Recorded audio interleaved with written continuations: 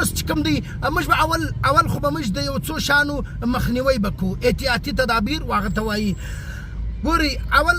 د کور علاوه د خاوند په مابین کې شیطان ډیر زیات کوشش کوي، زیات کوشش کوي چې دغه جوړی په مابین کې ټول راولي، زیات کوشش دا کوي. صحیح سو اول به موږ دا غور فکر کوو چې آیا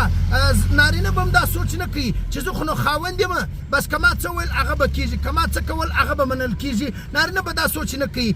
ولې په دې باندې چې تا ته د خاوند رتبه چې دا هغه الله تعالی درکړې ده، دا ته خپل د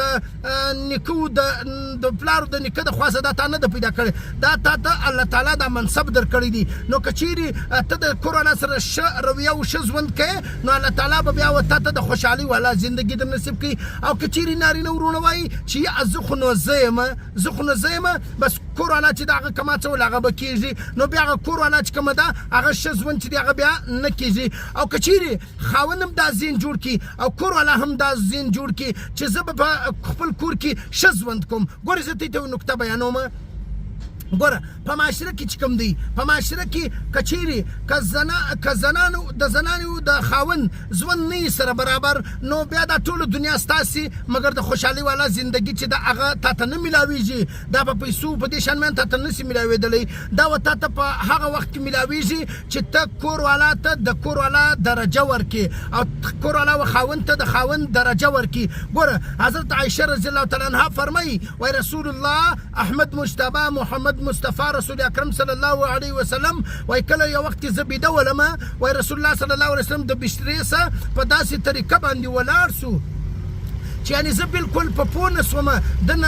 نه یو څه کشارې نه یو غږ هېڅ یې هم نه وکړل، د کارو دی ولاړ سولو، یعنې اوس د یو معمولي کار و مختصره کار و د هغه دپاره دی خپله ولاړ سو. وایي زه چې کله بعد کې راپورته سومه وایي ما زه نه وم په پوه سوی چې دی د بسترې څه ولاړ سوی دی. وایي بعد کې چې ما کله پوښتنه جین وکړله چې د الله حبیبه تا کوم خدمت و چې ته ولاړ سوې بسترې څه ولاړ سوې خو ما ته به دې ویلې. وایي ده په جواب کې راته ویلې چې د هر معمولي کار دپاره کور والا غږول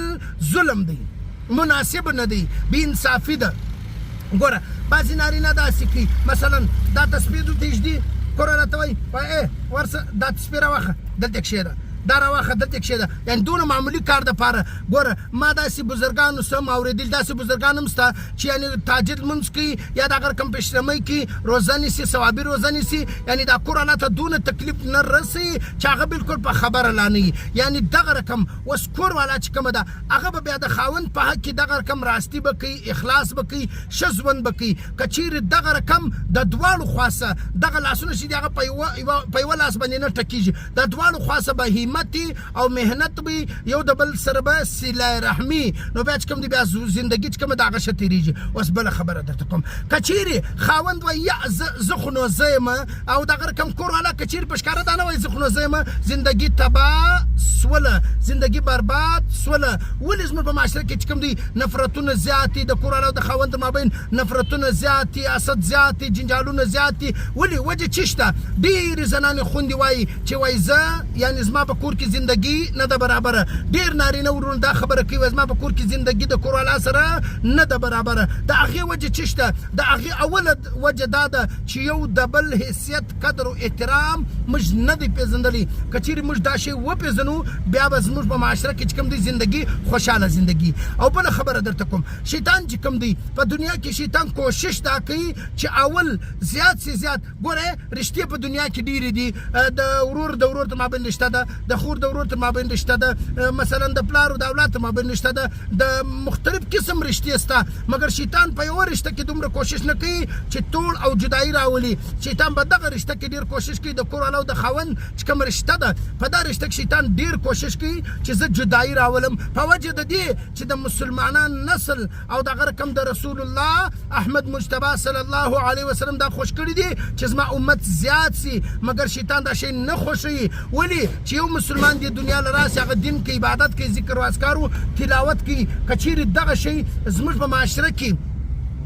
کچېرې دا شی زموږ په معاشره کې شیطان چې کوم دی هغه د دا جوړې تر مابین توړ راولي. صحیح سلو. ها اوس بله خبره دا ده، توړ چې کله رالی جنجال کله خامخا راځي، د هر چا تر مابین راځي، مګر په هغه جنجال کې دا کول پکار دي که زنانه خور هم وي هغه به خپل خاوند ته وایي، هغه به دا نور ته چې تا دی وکړو تا دی وویل تا دی وکړو ته ولیدی که ته نه ولیدی که کرته ورځ وه غوښ ته ورتبژېږه، دا نه دی شکار. ولې په وجه د دې چې توړ راځي، توړ زیاتېږي، ورځ را بله زیاتېږي، او خاوند له بیا دا نه دی پکار چې پر هره خبره باندې ته نه ولې ما ته پر کپړو باندې ولاړې، ته ولې کپړې غواړې، ته ولې پلانه شي غواړې، ته ولې بار بار پیسې غواړې، ته ولې پلانه شي دی که یو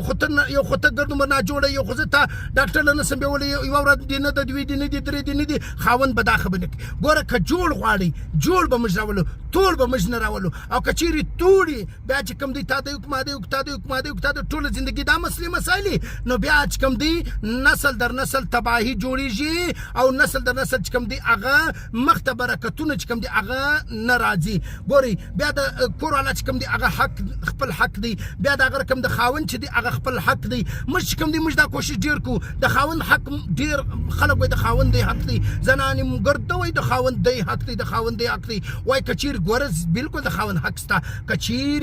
چیرې د یو خاوند پر بدن باندې رسول الله احمد مجتبی صلی الله علیه وسلم وایي، زه نه وایم،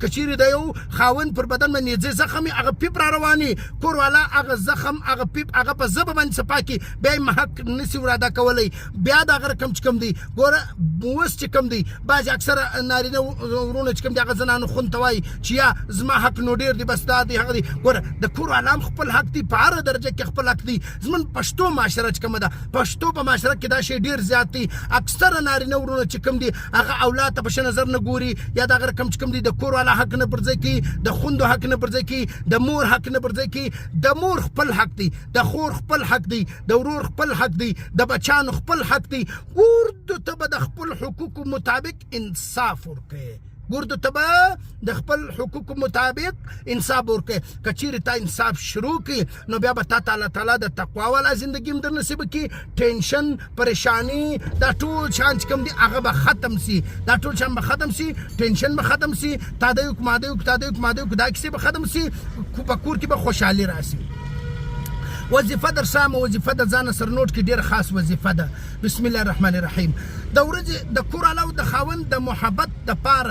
محبت دپاره دا وظیفه چې کوم ده هغه ډېره بهترین هم ده او ډېره زیات فضیلت هم لري. د ځان سره یې وایسته کومه وظیفه؟ بسم الله الرحمن الرحیم. لفظ یا ودودو، لفظ یا ودودو دا به 500 واره وایسته، په اول اخر کې چې کوم دی درود شریف به وایسته. دا خدا دویمه وظیفه نوٹ کی. بسم الله الرحمن الرحیم. قد شغفها حبا، قد شغفها حبا دا به 500 واره وایه، په اول اخر کې به یې 11 واره درود شریف وایه، او دا به په خپله کمره کې کور والا به هم وایي، خاوند به هم وایي. انشاءالله نسل در نسل به محبتونه وي، نفرتونه به ختم سي، نفرتونه چې کوم دي هغه به په خوشحالۍ سره بدل سي، امن چې کوم دي هغه به راسي، او دغه رقم چې کوم دي ټینشن او غمونو ګرومونو مسلې مسایل دا شان به نه وي. او بله خبره واورئ، ضروري خبره درته کوم، ضروري نکته چې کومه د هغه د ځانه سره نوټ کړئ، بدګماني مه کوئ، د الله د رضا دپاره بدګماني مه کوئ. که نارینه ورونه دي که زنانې خوندې دي، که چیرې کور والا او خاوند دا شی غواړي چې په آپس کې محبت زیات سي او نفرت ختم سي او اولادونه چې کوم دي هغه صالحان، نو بدګماني پرېږدوئ. بدګماني ډېره سخته ګناه لري. ولې ګوره که چیرې کور والا چې کومه ده هغه مازې یا یو ځای تللی نه وي یا یو خبرې کړې نه وي، یو شی نه یې سوي، ډایرکټ خاوند وایي وایي نو ته ولې دا خورا روان وې، تا ولې دی وکړو، یا تا هلته چیرې تللي وې، یا تا ولې دا پرده سمه نه وکړه، یا تا ولې داسې نه وکړو. ګوره د هر شي خپله طریقه راځي، کومه غوټه چې په لاس راشي بیا د هغه ضرورت نشته. نو بدګماني چې د هغه د خاوند دپاره نه ده پکار، او د کور والا دپاره دا نه دی پکار. کور والا هم اکثره بدګماني کوي، دا نو څوک وه یو قریبي ټلیفون راسي ګرسه، یا دغه رقم د یو چا نه یو چا ټلیفون راسي، یا دغه یو خبرې، دا نو څوک وه، یا نو ته ولې دی کوې، یا نو ته ولې دې سره ګایل شې، یا تا ولې دی وکړو، یا تا ولې پلانه شی دی وکړي. ګوره په دایره کې دننه په طریقه په اخلاقو باندې منم غلطیانې د خاوند سم کیږي د کور والا سم کیږي نو که جوړ غواړي نو بیا په حکمت او بصیرت باندې کار اخلي خاوند هم دا سوچ نه کوي ډایرکټ لرګی کور والا به هم ډایرکټ بدګمانیان او دا شان نه کوي یا نو تا ول دی یا نو تا ول پلان سیسټم یا تا ول دا ټلیفون کوي یا ول دا پلان شدید یا ول دا میسج درال یا ته دا نمبر اشکارک یا ته ستا موبایل اشکارک ستا تا د موبایل څه کار دی ولې څنګه یو کار مه بلره بدګماني مه کوه ټول مه راوله نفرت مه جوړو ها یو غلطي په خاوند کې په کور والا کې نو په طریقه سره په حکمت او بصیرت سره په خندا سره چې کله طبیعت یو د بل برابر په طریقه ورته وایي چې دا غلط کار دا غلط و درې ورته څلور ورته او کچیر بیا مسلې مسایل ول بیا د هغه مور پلار ته او بل خبره د ځان سره ضروري نکته بل نوٹ کړئ اکثریت په 100 کې 99% په 100 کې 2% 99% د کور والا د خاوند تر مابین شیطانان نور خلک چې کوم دی هغه نفرتونه زیاتې یو د بل په مابین کې غلط بیانونه ورته کوي غلط خبرې ورته کوي دا دی د پلانې خبره دی د پلانې خبره دی د پلانې دی ویل پلانې دی ویل دغه رقم خبرې ورته کوي د کور والا او د کور والا کله چې خاوند څوک غلط وکړي هغه چې کور ته راشي هغه د ډایرکټ لرګی نه راخي د پښتو معاشره اول ډایرکټ لرګی مه راخه اول چې کوم دی معلومات وکه خبري حقیقت معلوم که تصدیق وکه بیا چې د خشم وکه موږ اول خشم کو اول لرګی راخو بیا بعد کې تفصیل تصدیق چې دی هغه مشکو او دا کم کور والا لم دا بکار دی چار څوک ورته وکړي څه خوند پرون پلانې ځای لکلل داسې اول دا شی مه کو چې ډایرکټ راسي او ته نو دی تا دی ډایرکټ جنجالونه لاس ګریبان غلطه طریقه ده اول حکمت او بصیرت تفصیل معلوم که تصدیق معلوم که بیا دغه باج کم دی بیا خبره په غوړه په طریقه باندې وکي ټیک سو نو دلته چې کم دی دلته به بیا محبتونه او نسل در نسل به برکتونه الله تعالی دې موږ ټول ته د عمل په دې باندې عمل کول توفیق را نصیب کړي او الله تعالی دې موږ ټول ته هغه ژوندۍ را نصیب کړي چې کومه ژوندۍ د رسول الله صلی الله علیه وسلم د بیبي عائشه رضی الله تعالی عنها ولا او الله تعالی دې موږ ټول ته هغه ژوندۍ را نصیب کړي چې کومه ژوندۍ د فاطمه الزهرا او د حضرت علي رضی الله تعالی عنہ چې د